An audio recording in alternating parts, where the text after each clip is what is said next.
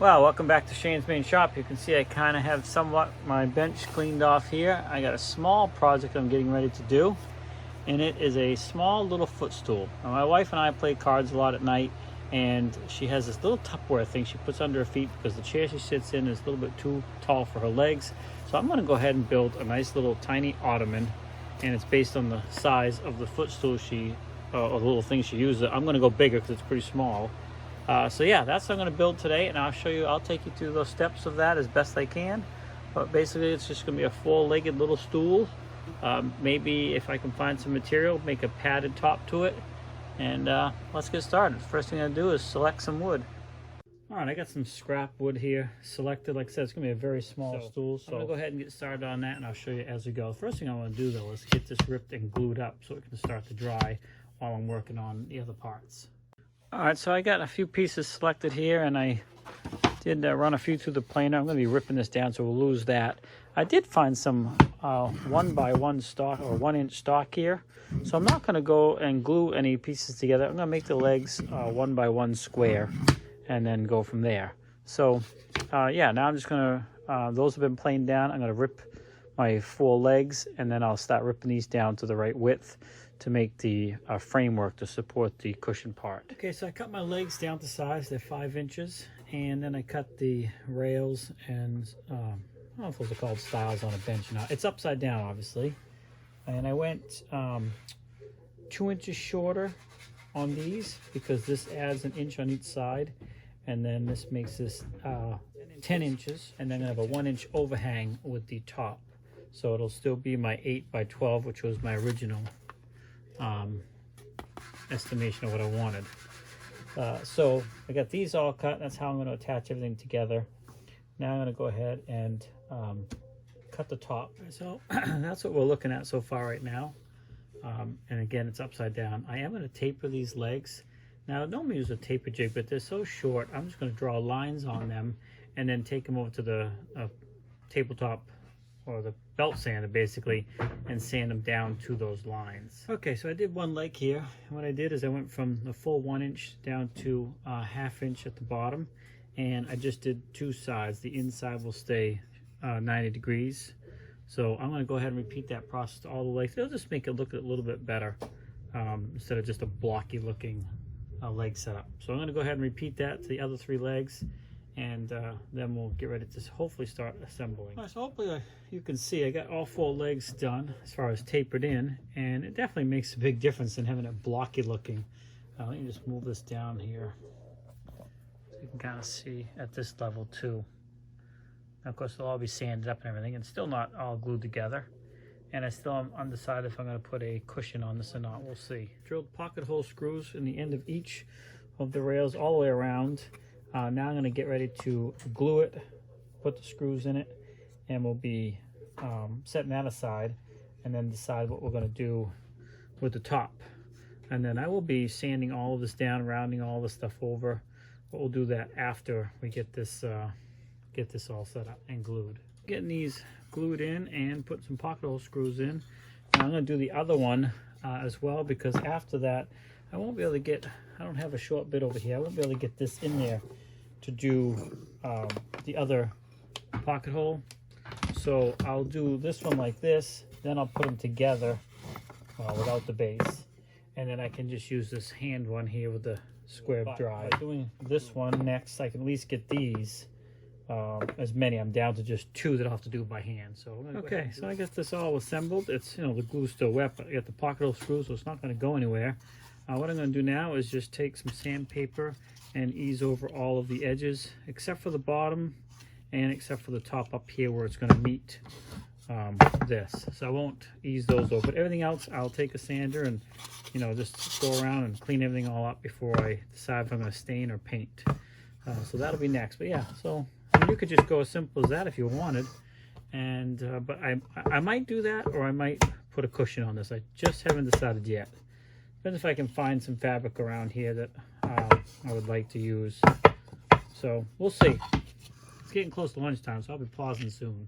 All right, so I got a lot of sanding done on this. I just want to point out though that I did end up liking the overhang. I don't know if I use cushioning, I will use this piece because you'll never see it to be on the bottom and be covered up. But I do like the amount of overhang after I made the adjustments and using the piece that I already had, which was 7.5, not 8. So that's going to be good. So we'll go ahead and we'll look around to see if I can find some fabric and decide what I'm going to do. And I'll round all these edges over first, and even if I do fabric, just so it's not a sharp edge there. All right, so I got that sprayed white, still drying. And then I found this piece of fabric here. I think it would look pretty good to wrap the top part with. Put some cushioning under it, wrap it around, staple it all up, and that'll be the top part of the cushion. So I'm going to go ahead and get some cushion material for this, and then start wrapping this, and I'll staple it all on, and kind of show you what it's going to look like. Let me find what I'm going to use for some cushion material first. The first thing I'm going to do though is round over these edges, like I said, so when I wrap the fabric over it, it's not a sharp edge. So I'll just take the round over a bit and do that. All right, I found some of this foam here, scrap piece. I'm going to cut as much as I can out of it, at least 2 levels, maybe 3 layers thick, before I wrap the fabric. So I'm going to go ahead and measure this up and cut that. But before I did that, I did take the router and round over all these edges, and then I sanded the back. I didn't want edge rounded over, and I eased all the corners so there'd be no sharp corners when the fabric wraps, less chance of it cutting into it.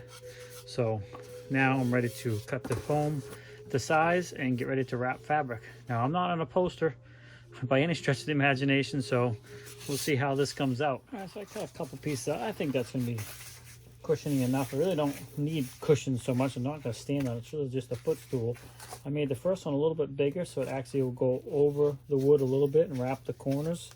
And the next one's slightly smaller, so it just kind of blends in like that. So hopefully that will work. Now I'm just going to get the fabric, put it upside down, and start stapling it into position. All right, so I got a piece of fabric cut. I'm going to go ahead and start basically wrapping it, get 1 or 2 sides done, and I'll pull it tight. And I got enough. I'm going to do a second layer of the fabric as well. And then I'm going to cut off anything you can see underneath the stool and get rid of it. So I think that's my plan anyway. So let me go ahead and get this thing stapled down. Okay, I got 1 layer on here so far. And again, I'm going to cut all this loose stuff off. Okay, so I got that stapled on, 2 layers. And then I cut off a lot of the extra. I mean, I didn't cut it off right to the staples because I didn't want it to rip through, so I left a little bit. And now, basically, I'm going to get ready to fasten this down. And I went far enough with the fabric, so all the way around the edges here, it's still, the fabric showing. Just in the middle, it's not. So that's kind of what it's going to look like when it's all said and done. Next thing is to fasten the feet, legs to this, and that will be perfect. All right, so I think we're ready to go here to fasten this down. Again, this is all just scrap wood, but I am gonna glue the surface here and put it on here because it's gonna soak into this cloth and possibly even stick to the wood. I'm gonna glue it down, and I am gonna brad nail it in as well inside here. There's no weight going to be on this, although you'll easily be able to stand on this if you wanted to. It's just a footstool for underneath the table. All right, the only last thing I did is I just took this little punch here and a small hammer, and I went around and finished really setting those nails in because I could just barely get the nail gun in there. So it's all good to go. I glued it and nailed it. So there you have it. A nice little footstool. Hopefully you liked this little project. If you did, please give it a thumbs up or comment. Tell me what you didn't like about it, what you do differently maybe. Again, I am no upholsterer, but it came out pretty good, and most of the staples ended up underneath my footwork here. So there's a few showing, but you're never going to see the underneath. Mainly it's going to be just like that and sitting on the floor. So like I said, I hope you like this little project. If you like this one and you want to see others, I do all kinds of different stuff. Wood projects, auto mechanic, basically a DIY channel, repair, stuff like that.